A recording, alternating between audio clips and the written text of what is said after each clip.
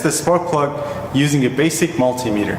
Alright, now here's a look at a brand new spark plug. As you may know, this is where the spark plug wire connects to your spark plug, and then the voltage through your spark plug wire travels to the center electrode, which starts here and goes all the way down to this tip of the center electrode out here. And then this piece is going to be your ground electrode, and which is connected to the threads here, which is connected to the base, and this is where it threads into your cylinder head. And the porcelain here in white basically wraps around your center electrode all the way down to provide it insulation. Now a lot of times the discoloration or the different types of deposits that accumulate on the tip of your spark plug can tell you a lot about how your engine is running, so that's what I'm going to try to briefly cover today. Alright, so first let's look at a worn spark plug. As you can see, the center electrode is somewhat rounded here. That simply means that it's worn out due to excessive use. And there's also some discoloration on the insulation here. You can see some dark gray or even tan deposits. That's somewhat normal once the center electrode wears out, that discoloration, or just simply due to excessive use. You have some discoloration on this anyway. But this doesn't indicate any problems with your engine. This is simply a worn spark plug. And when you put these next to each other, you can tell exactly how worn the center electrode on this one is. And when this happens, your engine is just not going to run efficiently.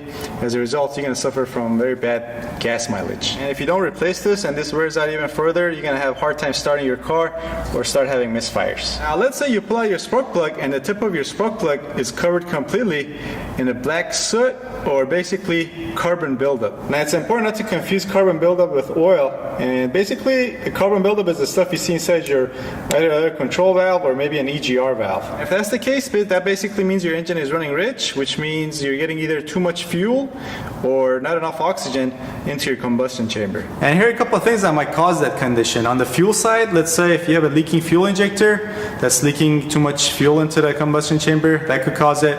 Or if you have an older car, let's say your engine is carbureted, then the carburetor that's not adjusted properly could cause that too. And a couple of things on the air side that could cause this is, let's say if you have a clogged air filter or some other restriction in the air intake side, then that's going to keep enough air from entering your combustion chamber, which then is going to result in the fuel not burning completely, which then results in having a rich air-fuel mixture. Also, I should mention that problems with your ignition system, like a bad spark plug wire or a bad ignition coil, which sends a weak spark to your spark plug, could cause that too, because that weak spark is not going to be enough to burn the entire air-fuel mixture. Therefore, some hydrocarbons or gas is going to be left over, causing you to run rich. Alright, so next let's say you pull this out and then the entire tip of the spark plug is covered in oil, or basically gooey black stuff. And if that's the case, you either have bad piston rings or a bad valve stem seal. And if you want to be very specific, we're talking about the oil ring on your piston, which is this guy here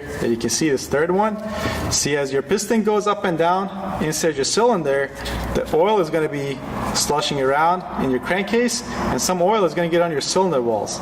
If your oil ring is not working properly, it's not going to be able to wash that oil that's on your cylinder walls back down into the crankcase, and some oil is going to get into the combustion chamber, which is right above your piston.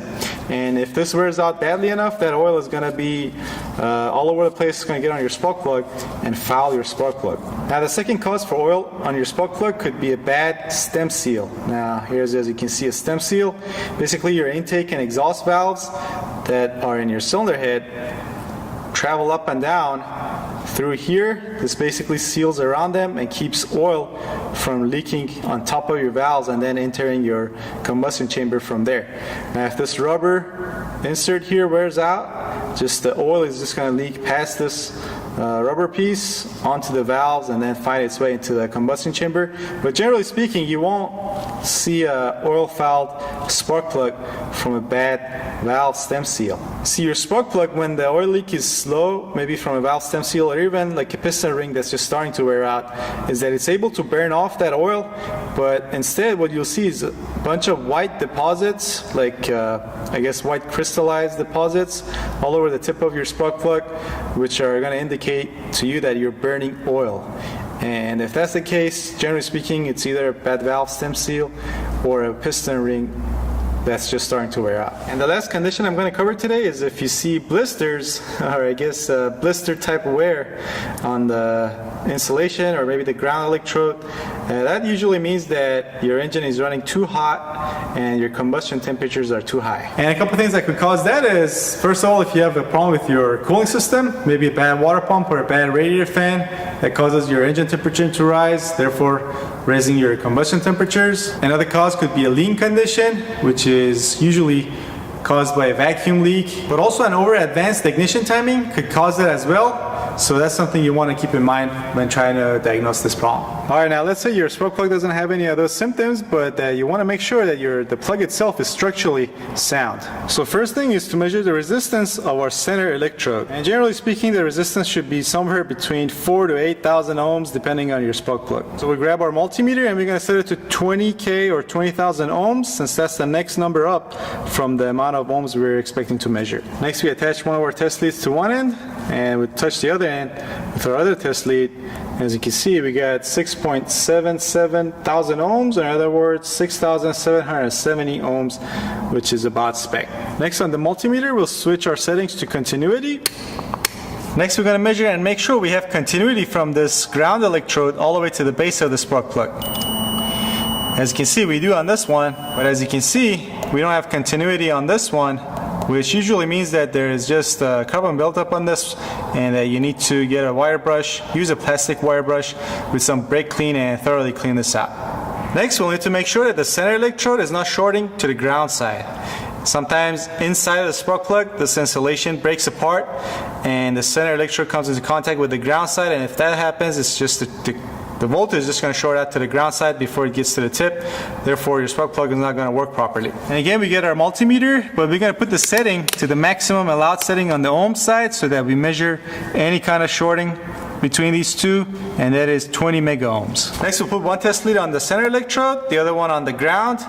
And if the test before this, you had continuity on the ground side, you don't need to worry about cleaning it. But if you didn't, make sure whatever you touch on the ground side that is completely clean so that you get a correct reading. And as you can see, we have no reading on this. That means these two are not shorting out to each other. Therefore, we're okay there. And that's all there is to it. Give it a thumbs up if you enjoyed this video. Subscribe if you want to see more like it. But also consider checking out some of my other related videos. I'll put up on this side of the screen so you can click on them. There'll also be links in the description box as well. Alright, thanks for watching. I'll see you next time.